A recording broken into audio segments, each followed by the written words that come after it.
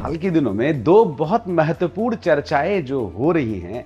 पहली कि भारत का ब्रिक्स में इतने इनफैक्ट जोरों शोर से या यूं कहा जाए कि बहुत एनर्जेटिक एंगेजमेंट हमने जो ब्रिक्स में किया और ब्रिक्स का जो आउटकम और जो डिक्लेरेशन हुआ कजान में उसको लेकर के बहुत हाइप मचा हुआ था। और ये हाइप इस तरह से हो रहा था कि चाइना, इंडिया, रशिया ये अलाइंड हो रहे हैं अगेंस्ट द यूएस। इतने में एक नया रिजल्ट आता है। नया रिजल्ट ये आता है कि ट्रंप की विक्ट्री होती है। ट्रंप 2.0 शुरू होता है, एक नया एरा शुरू होता है क्योंकि ट्रंप से इंडिया का एक अलग लेवल का अलाइनमेंट है। तो जो हमारे पड़ोसी देशों को इंस्टिगेट करके इनफैक्ट बाइडेन एरा में हमें नुकसान पहुंचाने की कोशिश की गई अमेरिका के द्वारा, उसको कहीं ना कहीं कंट्रोल, इनफैक्ट थोड़ी लगाम मिलेगी। और ट्रंप के आने से ये एक वर्ल्ड ऑर्डर नया सेट होगा। ये दोनों घटनाओं को देखा जाए और इसको एनालाइज किया जाए कि इससे क्या आउटकम निकलेगा और किस तरह का वर्ल्ड ऑर्डर सेट होगा। क्यों?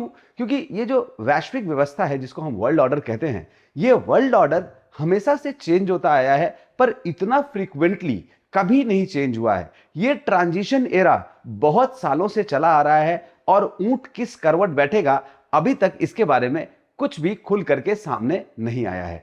क्योंकि कभी ऐसा लगता है कि इंडिया डी डॉलराइजेशन जैसी चीजों में पार्टिसिपेट कर रहा है, फिर एस जयशंकर साहब साफ साफ मना करते हैं कि हमने, और इनफैक्ट हम ऐसे देश कहीं से भी नहीं है जो डॉलर के अगेंस्ट है। एक्चुअली हम उन देशों से एंगेज होने की कोशिश कर रहे हैं जो डॉलर में डील नहीं कर सकते हैं। ये डी डॉलराइजेशन का प्रोसेस कोई और कर रहा है, उन देशों से आप ये प्रश्न पूछिए। दूसरी तरफ कई लोगों को यह लगता है कि जो एंटी इंडिया कैंपेन हमारे पड़ोस में बार बार चल रहा है वो कहीं ना कहीं यूएस से चलाया जा रहा है। इन सब के पीछे जो गहरा राज डीप स्टेट है, इनको भी ब्लेम किया जाता है। कई बार ब्लेम क्या किया जाता है, माना जाता है कि उनका हाथ है। तो अब इन सब कंफ्यूजन्स के बीच में कहीं भी एक वर्ल्ड ऑर्डर सेट नहीं हो पा रहा है। तो नए वर्ल्ड ऑर्डर का चेहरा कैसा होगा, नए वर्ल्ड ऑर्डर का नाक नक्श कैसा होगा, ये अभी तक तय नहीं हो पाया है। क्योंकि जैसे ही ब्रिक्स की मीटिंग कजान में हुई, लोगों को लगा अब एक नया वर्ल्ड ऑर्डर आ रहा है जिसमें एक तरफ पूरा वेस्ट होगा और दूसरी तरफ इंडिया, चाइना, रशिया और इसके मत के बहुत सारे ग्लोबल साउथ के नेशन होंगे। पर जैसे ही ट्रंप की विक्ट्री होती है, नरेंद्र मोदी साहब का एक मैसेज जाता है कि हमारा पुराना दोस्त फिर से वापस आ रहा है। तो ये कहीं ना कहीं उन्होंने कहा कि फिर से हम लोग रीअलाइन करेंगे, रीस्टार्ट करेंगे अपनी उस जर्नी को। कुछ कुछ ऐसा ही इंडिकेटिव मैसेज उन्होंने दिया।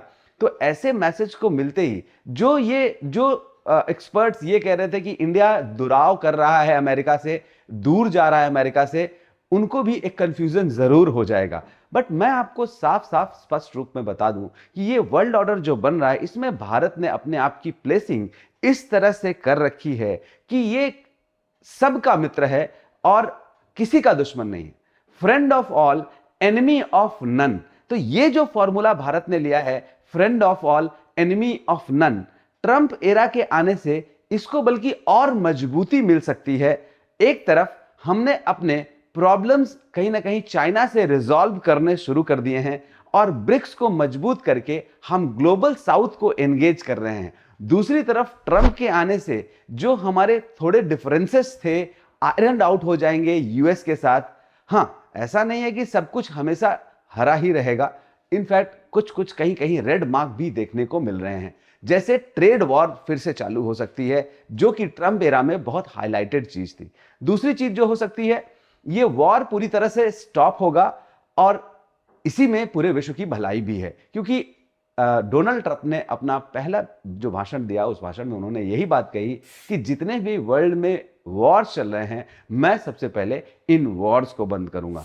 तो एक तरफ अगर ये वॉर बंद हो जाएगी तो बहुत सारे ऐसे देशों की इकोनॉमी जो उस पर सस्टेन कर रही थी वो कैसे चलेगी, ये भी एक प्रश्न चिन्ह लगेगा।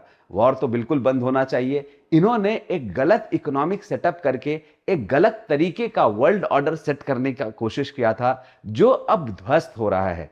और ऐसा कुछ नहीं हो रहा है कि वर्ल्ड ऑर्डर सेट होने में बहुत कंफ्यूजन हो रही है। रादर जो पुराना वर्ल्ड ऑर्डर था वो world order America led world order था और अमेरिका लेड वर्ल्ड ऑर्डर अभी बहुत दिनों तक चल सकता है, लेकिन उसका जो वो थोड़ा सा इनफैक्ट कहा जाए रैगी पार्ट था, जो रफ पार्ट था, जो सड़ा हुआ पार्ट था, वो कहीं ना कहीं झटका खा रहा है, जिसने वर्ल्ड को इनफैक्ट जेनोसाइड, वॉर और इनफैक्ट आर्मामेंट, एक्सेसिव आर्मामेंट, हथियारों की रेस में डाल रखा था।